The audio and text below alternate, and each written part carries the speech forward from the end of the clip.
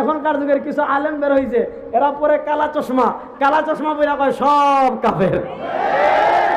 বাইরে জন্য আরেক দল নাই, আগে ফতোয়া দিয়েছে আহমদ শফি কাফের, এরপরে ফতোয়া দিয়েছে মামুনুল হক কাফের, এরপরে ফতোয়া দিয়েছে ফয়জুল করিম কাফের, এরপরে ফতোয়া দিয়েছে মিজানুর রহমান আজহারি কাফের, এরপরে ফতোয়া দিয়েছে ওই দিন আরিফ বিন হাবিব কাফের।